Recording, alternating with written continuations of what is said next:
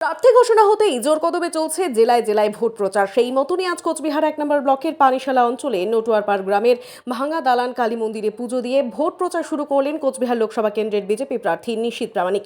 এদিন তিনি মন্দিরে পুজো দিয়ে বেরিয়ে সাংবাদিকদের মুখোমুখি হলে সাংবাদিকরা প্রশ্ন করে হাবড়াতে মুখ্যমন্ত্রী বলেছেন বাংলায় এনআরসি হতে দেব না, কোনো সিএ হতে দেব না এবং ডিটেনশন ক্যাম্প হতে দেব না, সিএ নিয়ে বিজেপি পুরো ভাওতা দিচ্ছে। এদিন তার উত্তরে তিনি শুরুতেই বলেন যে কিছু কিছু সাংবাদিক আছে যারা ভালো, আবার কিছু কিছু সাংবাদিক রয়েছে যারা রাষ্ট্রবিরোধী। এরপর তিনি আরো বলেন সিএ হলো যারা ধর্মীয়ভাবে প্রতারিত হয়ে বাংলাদেশে, পাকিস্তান ও শ্রীলঙ্কা থেকে এই দেশে আসছেন, যারা এতদিন ধরে নাগরিকত্ব পাননি, এটা সেই নাগরিকত্ব পাইয়ে দেবার আইন, কেড়ে নেওয়ার নয়। শুধু তাই নয়, এদিন তিনি মমতা বন্দ্যোপাধ্যায়কে আক্রমণ করে বলেন তিনি যদি এই ধরনের মন্তব্য করেন তাহলে সংবিধানের অবমাননা করছেন, তিনি কোনো আইন মানছেন না এবং সংবিধানকে অপমান করছেন। এছাড়াও নিশীথ আরও বলেন মমতা বন্দ্যোপাধ্যায় কি চান না যারা মতুয়া রয়েছেন, যারা উদ্বাস্তু রয়েছেন, তারা কোনোদিনই কি নাগরিকত্ব না পাক।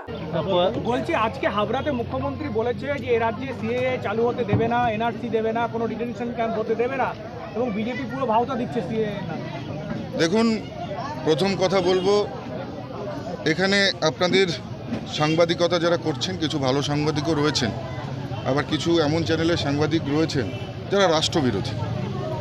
তো স্বাভাবিকভাবেই এক একজনের প্রশ্ন এক এক রকম হবে, কিন্তু আপনারা প্রশ্ন যাই করুন না কেন, আমার যেটা উত্তর সেটা হলো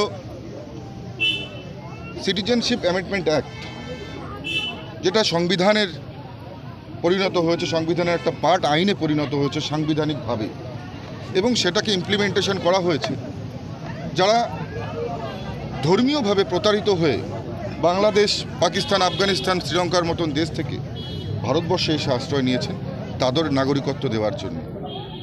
এখানে কোনো রকমভাবে কারোর নাগরিকত্ব হরণ করবার বা ছিনিয়ে নেবার কোনো ধরনের প্রশ্নই নেই।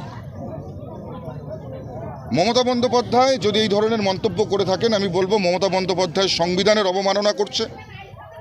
মমতা বন্দ্যোপাধ্যায় আইনকে মানছেন না। আইনকে না মানা মানে সংবিধানের অপমান করা। তার মানে মমতা বন্দ্যোপাধ্যায় কি চান?